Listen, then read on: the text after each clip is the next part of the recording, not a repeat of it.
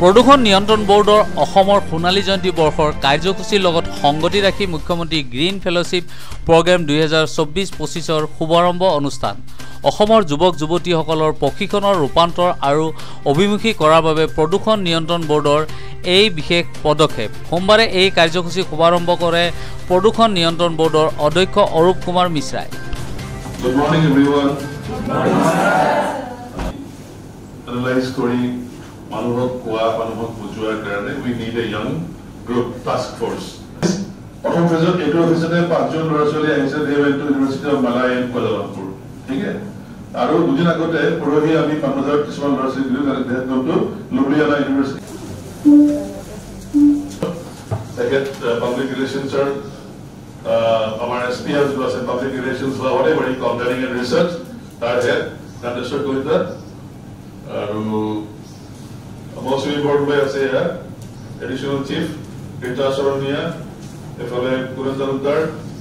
efale Pranita Pranami Deka Jeke Das Janto Das ekhine ase amar senior man যুক্তৰাজ্য Slovenia Portugal Poland Serbia Lithuania Malaysia Croatia আৰু Norway বিশ্ববিদ্যালয়ৰ 60 গৰাকী স্নাতক ছাত্ৰ-ছাত্ৰীক এমাহৰ বাবে ইণ্টাৰ্নশ্বিপ কৰাৰ বাবে প্ৰেৰণ পৰিৱেশ সুৰক্ষা তথা সজাগতাৰ ক্ষেত্ৰত ৰাজ্যখনৰ সুৰক্ষাৰ বাবে সেউজ টাস্ক ফ'ৰ্চ গঠনৰ এক অভিযান প্ৰদূষণ নিয়ন্ত্ৰণ বোৰ্ডৰ অনুষ্ঠানত প্ৰদূষণ নিয়ন্ত্ৰণ বোৰ্ডৰ সদস্য সচিব গকুল ভূঞা জ্যেষ্ঠ গৱেষণা বিষয়া কান্তেশ্বৰ কলিতাকে ধৰি প্ৰদূষণ নিয়ন্ত্ৰণ বোৰ্ডৰ বিষয়া কৰ্মচাৰী উপস্থিত থাকে।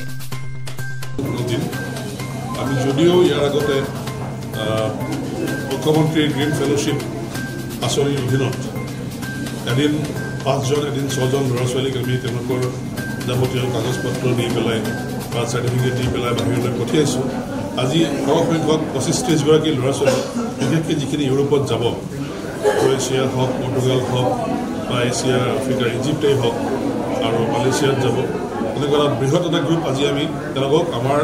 মুখ্য কাৰ্যালয় বামুণী মৈদামত আনি পেলাই তেওঁলোকক আমি এটা চাহ চিনাকি হোৱাৰ লগতে যিখিনি যাৱতীয় কাগজ পত্ৰ লাগে সেইখিনি দিছোঁ। আমি মাননীয় মুখ্যমন্ত্ৰী মহোদয়ক পোনপ্ৰথমে ধন্যবাদ জনাব বিচাৰিছোঁ পৰিষদৰ ফালৰ পৰা যে তেখেতে অতি মানে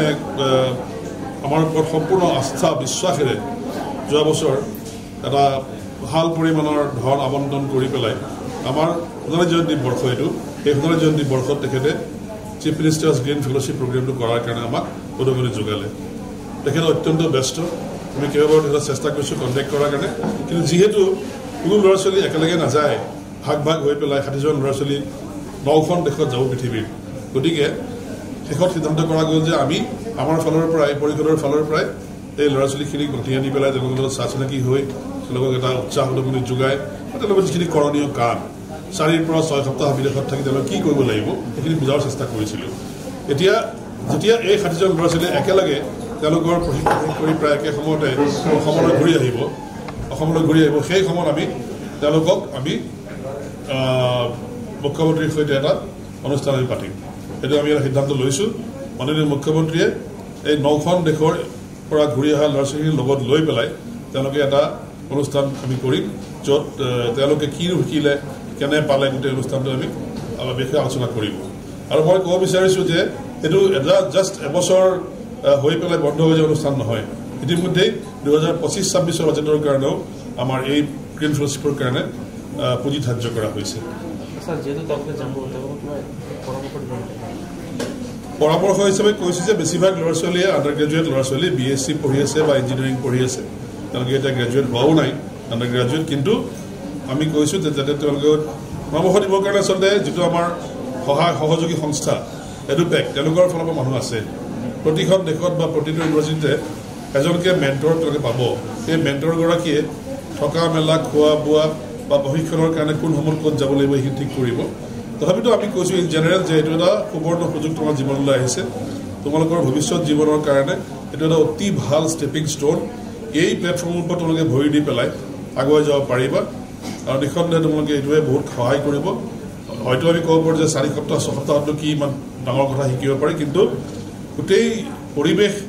আৰু যিটো ছাষ্টেইনেবল ডেভেলপমেণ্ট বহনক্ষম বিকাশ বা আজিকালি মানুহে কথা কয় সাৰ্কুলাৰ ইকনমি বৃত্তাকাৰ অৰ্থনীতি